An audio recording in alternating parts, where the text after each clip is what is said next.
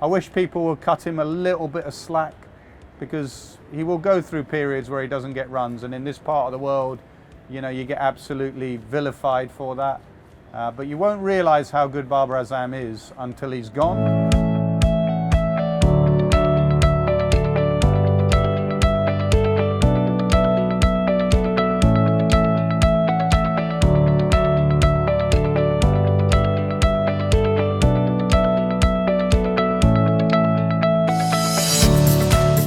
Absolutely delighted to have the great Nasser Hussain with us today, the former England captain, the former batsman, and now very popular voice in cricket. Nas, first of all, thanks for your time. You have come to Pakistan after that historic series win in Karachi, but this time England, they've already wrapped up the series even before they have travelled to Karachi. Exciting couple of weeks in Pakistan? It's been a brilliant couple of weeks, on and off the field, Nazar, to be honest. You know, I have not been back since 2000, that's 22 years. So I didn't know what to expect, to be honest, because the last time we were here, there were fabulous times, fabulous scenes, and I've loved every minute of it. The cricket, which is the most important thing. The cricket, I know Pakistan fans will be disappointed 2-0, but the quality of cricket and the quality of the games, and it could have easily been 1-0 the other way round.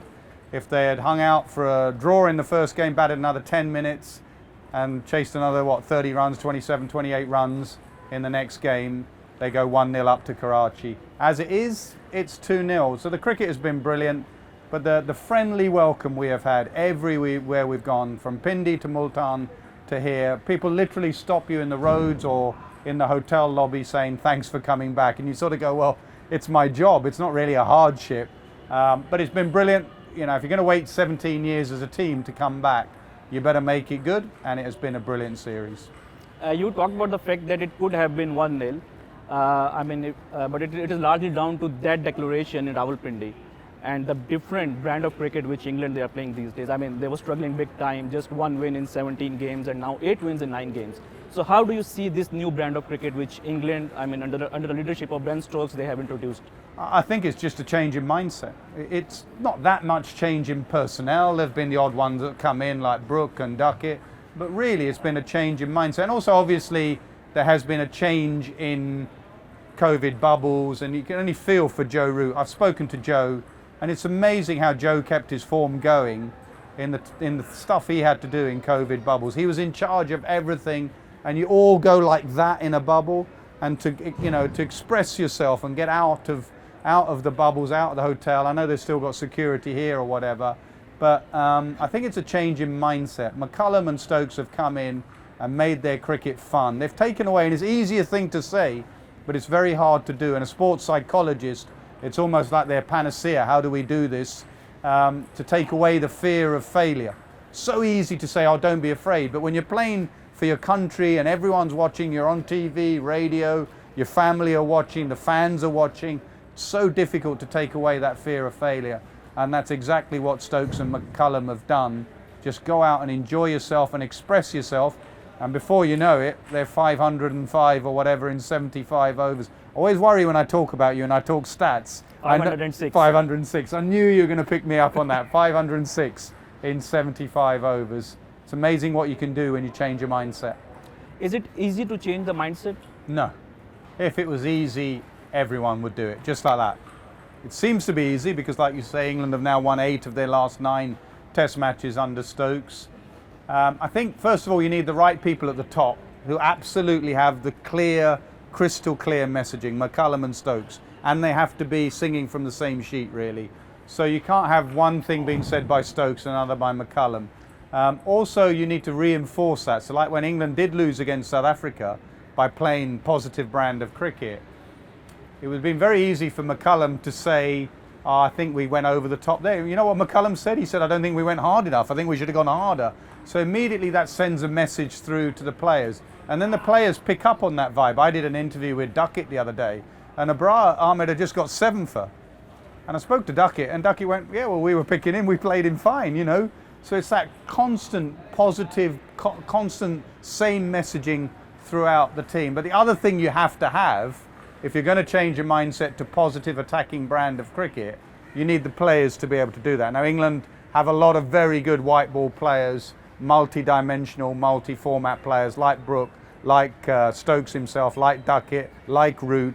So you need to have the players. For example, it may not work with the present West Indies batting lineup with Brathwaite and Chanderpaul. You wouldn't ask them to go out and play this brand of cricket. They're doing very well, or Brathwaite in particular playing his way. So you need the ingredients to change the mindset. And who are the people who are behind this change of mindset? Because I remember that in 2015 World Cup, they had a very bad time. They failed to reach the quarterfinals. But then within few months, they became the best white ball side in the world. And now same thing is happening with the test side. So who are the brains behind it, apart from McCullum and Stokes? Well, the first one was Morgan, and he had the ingredients. He had Butler, he had Bairstow, he had Hales, he had Stokes. He had all the ingredients there. They were just not being picked.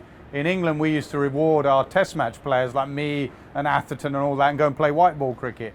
Eventually Morgan realised, and England realised rather, that there are some very good white ball players. It's a different format. Go and pick those players. And Morgan was like that. Ice cool, never strayed away when they were bowled out against New Zealand in 45 overs at the Aegeus Bowl. I did the interview. Nope, that was absolutely fine. Again, like McCullum said, we will go harder next time, and they end up getting 400 either next time or the time after. In this format, in test matches, I think Rob Key, your mate Rob Key, my mate Rob Key, has to take a lot of the credit because he wanted a positive brand and style of cricket. So he could have gone Kirsten and Stokes, but then you may have had a bit of mixed messaging. So he saw McCullum, who we all thought would take over the white ball side. He saw McCullum as the right man to sit alongside Ben Stokes. I think Rob Key has to take the big decisions when the director of cricket, it pains me to say it, but Keysy got a lot of the big decisions right. And how would you compare Ben Stokes' captaincy with, let's say, Babar Azam? It's different. It's different because they have different ingredients, really. Ben Stokes has Ben Stokes himself. He has Brooke, he has Duckett, he has all those stars, he has Root. Babar has to, a little bit like his white ball batting, a little bit like his T20 batting. The players after him and Rizwan are a little bit worried. 20 overs we could get bowled out. If Pakistan had a massively long batting lineup in white ball cricket, they could and probably would go harder, and Pakistan would get massive scores. So I think it reflects where Pakistan are at the moment as a side. They have to sit in, they have to battle, they have to fight for every run. They have bowlers that are getting injured at the moment, and they've got to keep an eye on the rotation policy. England have an injury and they can bring in Mark Wood. They have Archer injured and they can bring in Ollie Robinson. So, I think Babar has to captain the way he does. I'm amazed how well and how much Pakistan have done and stuck together and got to a World Cup. We were in that World Cup together and got to that final because of the battles and the challenges they've had to face, playing cricket away from home for so long and still being so competitive. The one thing I'd ask them to do is to change their pitches. You can't have just flat, 500 plays 500 pitches. The fans in Pakistan have waited a long time for cricket to be back here. Make it attacking, make the pitches a bit spicier. On pitches, we are going to play in Karachi, and the last first-class game we had here, the first two innings saw 1,000 runs. Jeez, so sorry to disappoint you. But, well, you talked about that game in Melbourne, the final which Pakistan and England played. So Pakistan, they seem to be a decent T20 side. I mean, they've done well in white ball cricket, but they're struggling big time in Test cricket. Like, they have lost 2 series in a row on their home soil, which is very rare. So what is one advice that you can give to Pakistan to improve their Test cricket? Well, that's a good question. I sometimes don't think they pick as well as they could. I saw your tweet maybe a couple of days ago about a top 6 that they could play. I think Shaheen Naseem is a very good player. So if you have him and Shafiq, and you have Imam, and you have Babar, and you have Rizwan, and you have Saud, then you're starting, pick your best batters. Don't confuse it. Pick your best batters, and then try. Fast bowlers are like gold dust. Now, they couldn't do anything about the injury and what did he have? Appendix, didn't he? Shaheen. So you can't do much about that, but try and rest and rotate your fast bowlers a little bit. All formats, Naseem, playing all formats, just be very careful. He's like gold dust. Shaheen Afridi's like gold dust. Look after your bowlers. Play on better pitches. Think a long way down the line. Think the future. You know, one thing Rob Key is already doing is planning for the next World Cup in India. Who will be my 11 players that will play in the first game in India in a World Cup, and work backwards from there to how you get now? Who's going to be your team in the Ashes? So for Pakistan, and also first class cricket, have a look at, there must be some very high quality, because I watch videos of people playing tape ball cricket. There's the raw talent in Pakistan has never been of doubt.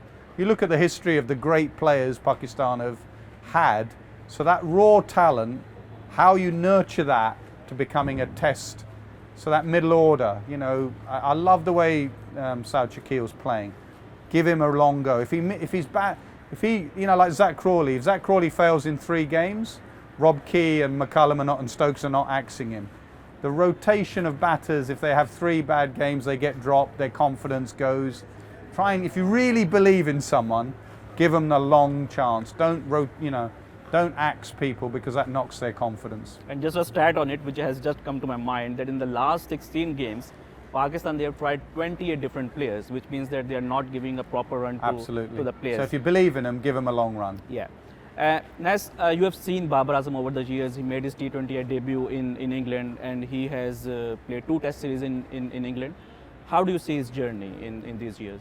I think he will end up one of Pakistan's all-time greats. Not just the runs he gets, but the way he gets his runs in an era where some of batting, not all of batting, is about hitting the ball hard and hitting it a long way.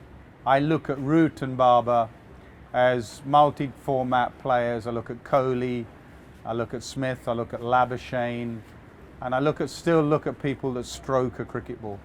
That when they play a shot, you sit there and go, wow. You know, whether it be a Babar cover drive, or a Root sweep, slog sweep, a Labuschagne, even a Labuschagne forward defence. Call me boring. You know, I'm old school of stroking a cricket ball. So I love watching Babar play. I think he'll end up, and he's under the immense pressure. He's carrying a batting lineup in the World T20. He looked out of nick for the first time I've ever seen Babar look out of nick. So I think he'll end up an all-time great. I wish people would cut him a little bit of slack, because he will go through periods where he doesn't get runs, and in this part of the world, you know, you get absolutely vilified for that. But you won't realise how good Babar Azam is until he's gone, because he's that much of a special talent. And do you think that this series, it could have been slightly more competitive if Pakistan had the services of Shaheen Afridi and Naseem Shah? I think so, yeah. I think so. I think, you know, England, the style they play, you needed real competitors. And one thing I'll call Shaheen in particular, I think he's a real competitor. I think England, you needed to go at England. You can't sit in against this England batting lineup. They will take you down on these pitches if you sit in. You needed someone to go at them a little bit. Even with the bat, you needed someone just to take them on and sit in. So they've not been far off, Pakistan. You know, and with all the hype and rightly about England, I think Pakistan haven't been far off being a competitive side, which is remarkable when they have missed Naseem for the last test and Shaheen Shah for the whole series. There's just one last question on Rehan Ahmed. He's making his test debut in Karachi, and it actually surprised me that he has played only three first-class games, and it's very rare in England that they give a test debut to somebody with so little first-class experience. Does it surprise you, and what are the thoughts behind giving him the test cap? It's very Bazball, isn't it? It's very positive. We believe in you, go and play. It's not very English. It's very Pakistan. I think, Shafiq, exactly. How much you tell me? 3 games, 4 games played first class? 3 games. 3 games. It's very Indian. You'd get it with, you know, Shiva Ramakrishnan played when he was a teenager. You know, your partner in crime, Benedict, has sent us the table of England players playing as teenagers, England players playing when they're... Rehan will be 8th. There you go. Pakistan, they have over 50. There you go. So but we wish him well. It's a great story. Mum and Dad are from Pakistan, moved to England for their son and their kids, and the sacrifices they're made. Can you imagine that family tomorrow when they put on their TV and they see their 18-year-old boy at the National Stadium, Karachi, making his debut against Pakistan.